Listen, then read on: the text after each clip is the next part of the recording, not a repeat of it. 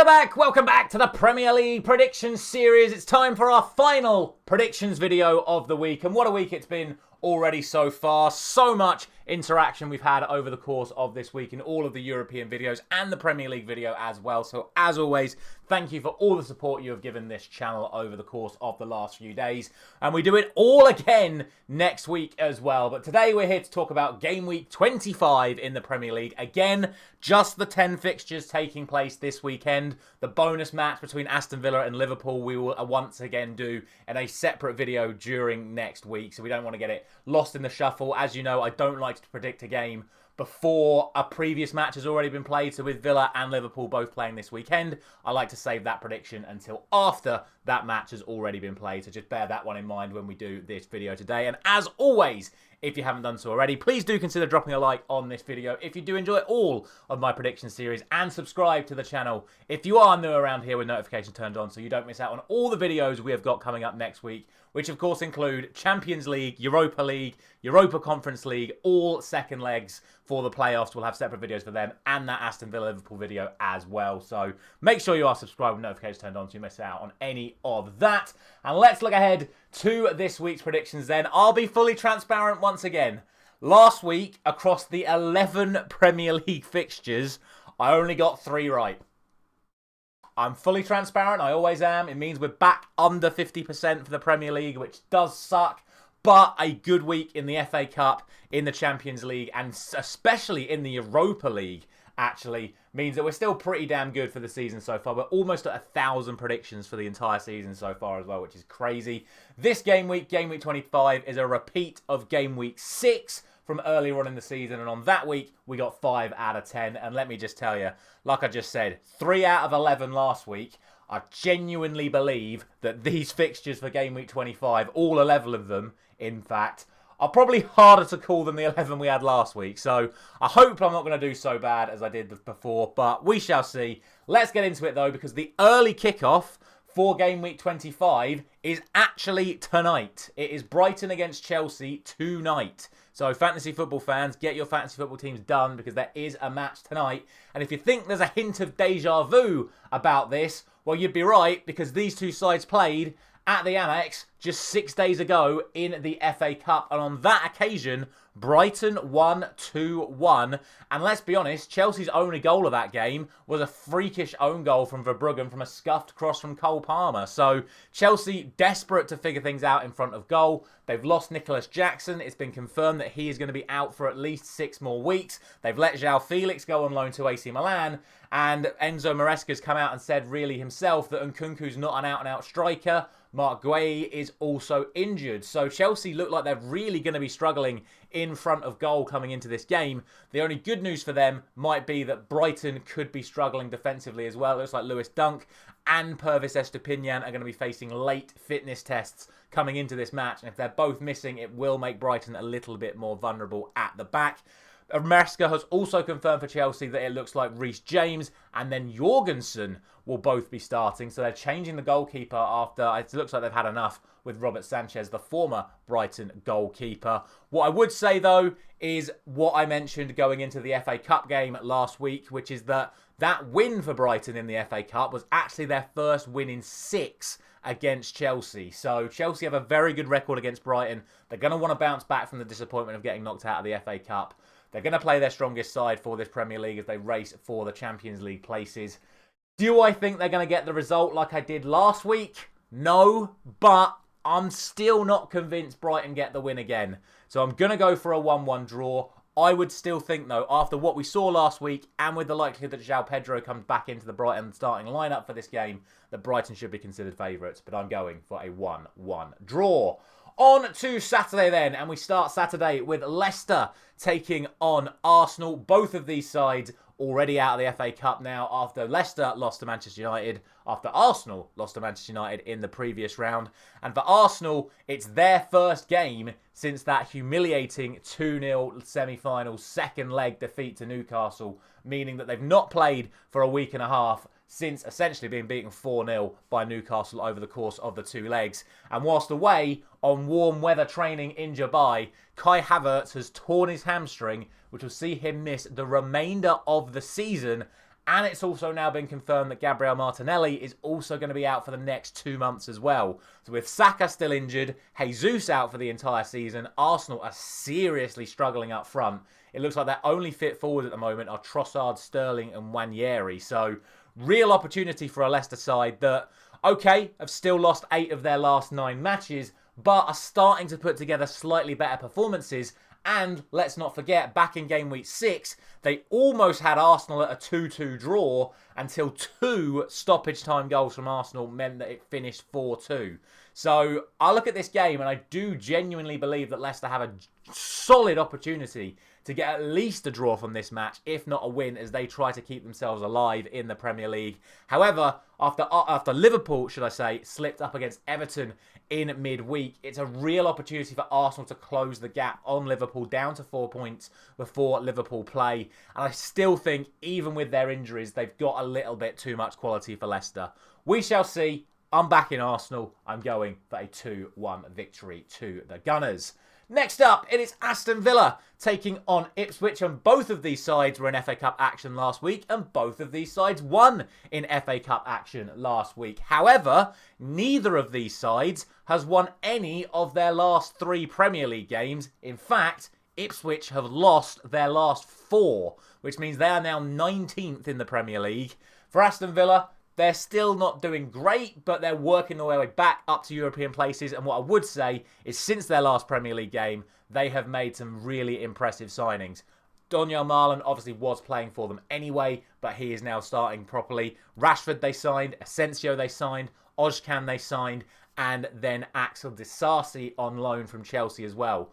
All of those players will be available for this game, which could be crucial since Ollie Watkins is still listed as doubtful and Ezri Konsa picked up an injury in that FA Cup victory last weekend, meaning that the likes of Disasi and Ozcan could be called upon immediately. For Ipswich, their only fresh injury concern is Sammy Smodics once again. I said he wouldn't make the FA Cup game. He played in the FA Cup game and now he's out for another 3 months. So maybe they shouldn't have played him in that FA Cup game. But as things stand, they have no other fresh injury concerns. It was a 2-2 draw at Portman Road, but surely, with how well the new signings looked against Spurs last week, I've got to back Villa to get the result here. Whether Watkins starts or not, I'm going for a comfortable 4-1 victory to Aston Villa.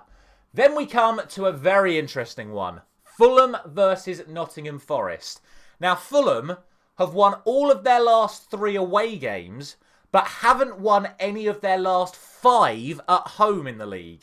Forest, on the other hand, lost 5-0 the last time they played away in the Premier League, and also only drew 2-2 against Exeter away in the FA Cup, albeit with their reserves, but at least they still won on penalties. However, they did win 7-0 in their last Premier League game, which was, of course, at home to Brighton. However, Fulham won at Forest at the start of the season.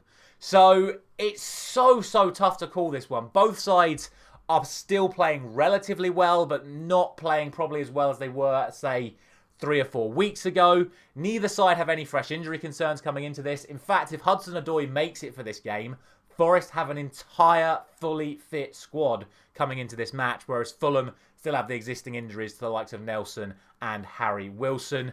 To be honest, I can't split these two sides right now. I said that Fulham haven't won any of their last 5 home games. They have drawn 4 of those last 5 home games. So that's where I'm going to go for this one. I'm going for a 2-2 draw between Fulham and Forest. I still think both sides are a little bit leakier than they probably would like to be, considering like what they were doing a few weeks ago. Then we come to a game that I just simply cannot believe is being played as a normal 3 o'clock game and is not a televised match. We have Manchester City against Newcastle. And if you want to talk about draws, these two sides drew 1-1 at St James's Park earlier in the season. They are currently exactly the same points in the Premier League table. They're both on 41 points. They both have 13 goal difference. And it's just Manchester City's goals scored, which means that they are currently above Newcastle in the table. Other than that, there is nothing to separate these two sides. And as I just said, they also drew earlier in the season as well. For the current form, Manchester City, of course, blowing yet another lead in Europe, up against Real Madrid before losing it in stoppage time 3-2. And that match looks like it's cost them Jack Grealish and Manuel Akanji through injury. It's already been confirmed that Akanji will miss both this game and the second leg against Real Madrid. For Newcastle, they of course won in the FA Cup using their reserves in that game, but their first team bounced back from disappointments in their most recent home games to then beat Arsenal in that semi-final second leg. However, it looks like the game at the weekend in the FA Cup against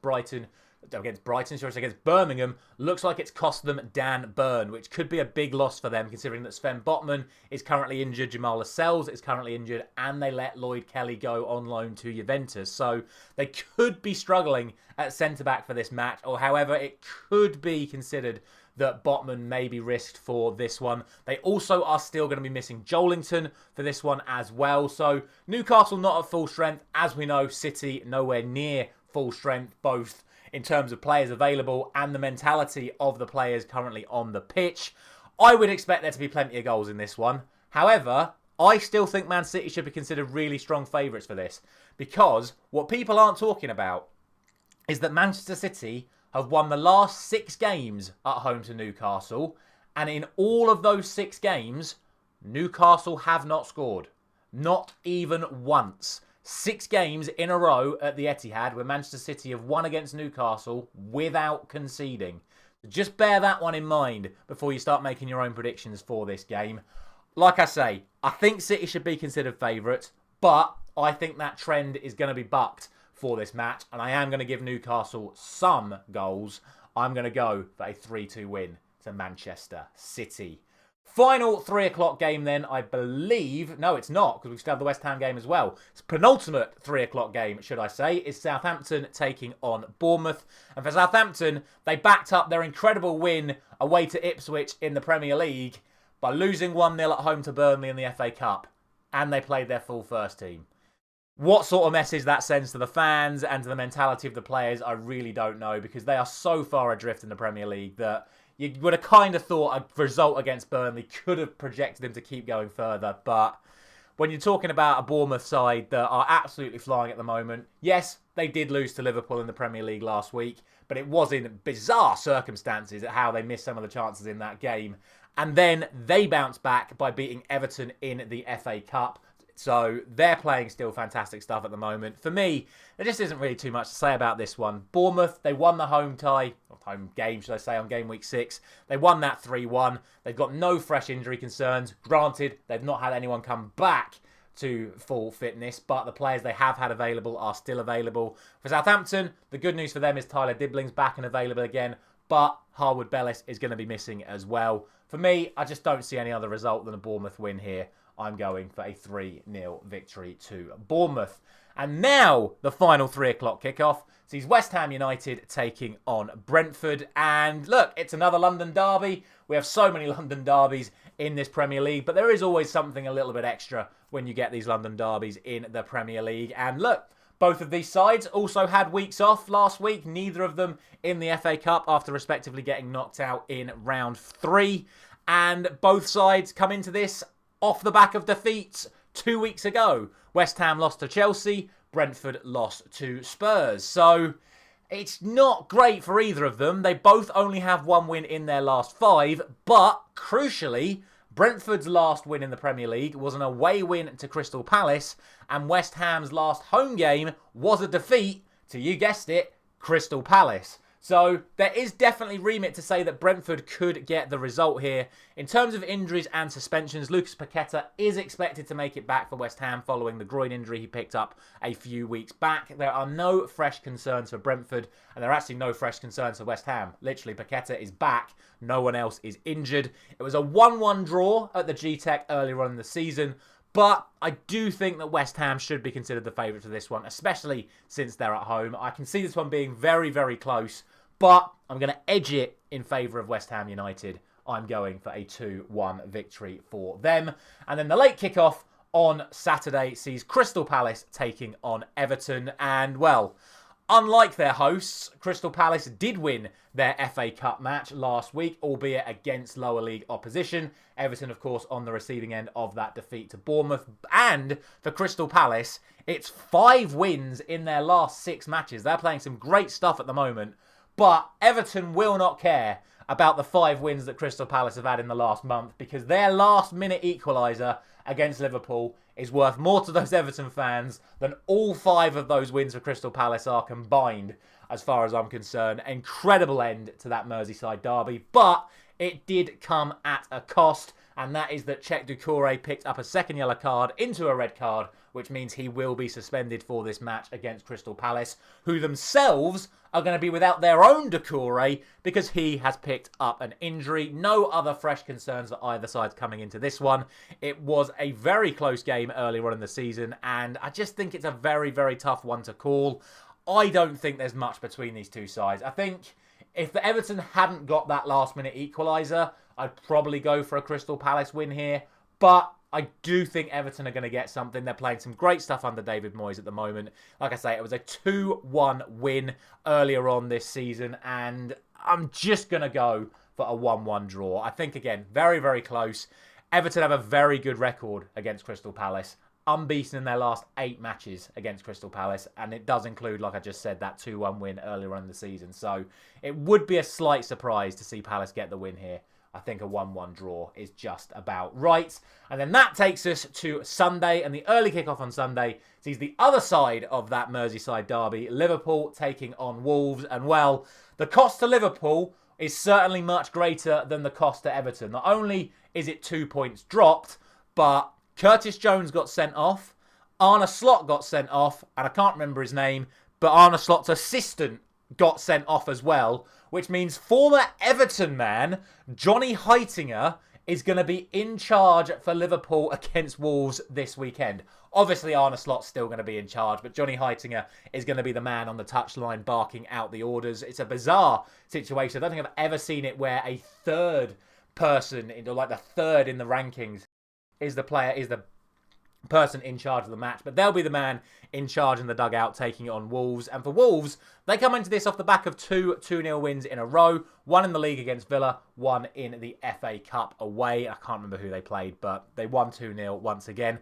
However, they have lost both of their regular forwards, respectively due to hamstring injuries. Strand Larsen, Hwang Hee-Chang, both going to be missing for Wolves coming into this one. So it's a real toss-up as to whether it's going to be Cunha or Guedes or some combination of the two of them that's going to lead the line for Wolves coming into this one. For Liverpool, it looks like Trent is going to be back and available for them. He came on in the the draw with Everton at the weekend following that defeat at Plymouth in the FA Cup. If you actually look at the form at the moment, Liverpool aren't actually playing that great. Granted, a couple of their defeats have been with the reserves, but the draw with Forest, the draw with Everton, their league at the top of the Premier League has started to drop. They're only 7 points clear now. If Arsenal beat Leicester earlier on in the week, it's down to 4. So is their title race, or so is their title credentials starting to falter? We shall see. Personally, I don't think they are. Yes, Liverpool also got the win 2-1 at Molineux as well earlier on, and Wolves haven't got a result at Anfield since 2017. To be honest, this should be a really comfortable Liverpool win, even though they have started to slip up a little bit in the last couple of weeks. I'm going for a 3-0 victory to Liverpool. And then the final game of the Premier League weekend, but not the end of the game week, because we do have that bonus fixture at the end. It's Tottenham and Manchester United. And as always, it's hard for me to keep my bias out of a prediction like this, but genuinely, you look at the status of these two sides at the moment, and this scoreline could be absolutely anything except for 0-0. That would be the only scoreline that would surprise me here. If this match finishes 0-0, I will be stunned. Both teams' defences are all over the place at the moment. And look, this is going to sound bizarre, but I genuinely think looking at this fixture, Tottenham are more likely to score, but also Tottenham are more likely to concede. And what I mean by that is, I think at the moment, Spurs are attacking better than Manchester United are attacking, but Spurs are defending worse than Manchester United are defending. That's what I mean by that. So don't look at that as like, what is this guy saying? He's off his head. What do you mean they're more likely to score and more likely to concede? That's what I mean. So I just don't really know what to put this in terms of where to put this match. I just really don't. We've played twice against Spurs already this season. Spurs won 3-0 at Old Trafford in the Premier League. And then Spurs won 4-3 in the EFL Cup at the Tottenham Hotspur Stadium just a couple of months ago. In fact, Spurs are unbeaten in their last 5 matches against Manchester United. So If you're going to put anything, you'd probably say Spurs are the more likely side to win, especially being the home side coming into this. However, they do have a lot more injuries than Manchester United. Obviously, United have now lost Lisandro Martinez for the remainder of the season, but no other fresh concerns for them. Honestly, this is one of them games where I say, grab a dice, roll it twice, and that's going to be your score for this prediction. I'm just going to let my bias get the better of me because I honestly can't call this game at all. I'm going to go 2 on Manchester United, but that's because I'm a Manchester United fan and no other reason. Genuinely, this could be 4-0 to Spurs. It could be 3-0 to Manchester United. It could be a 4-4 draw. It won't be 0-0. I'm telling you now, it won't be 0-0. But for me, any other scoreline is available and we shall see. As always, a massive thank you very much for watching this video. Let me know all your thoughts down in the comment section below. Don't forget to let me know anything I have missed. Thank you for all of those who've been commenting things that I have missed in my European videos this week. A massive thank you for that. Always good to get you guys more engaged as possible. So thank you very much again. I'll be back with my post-match reaction to Tottenham Manchester United on Sunday. And then Monday, Tuesday, Wednesday, European predictions once again. So a final thank you very much for watching once again. I'll see you very soon.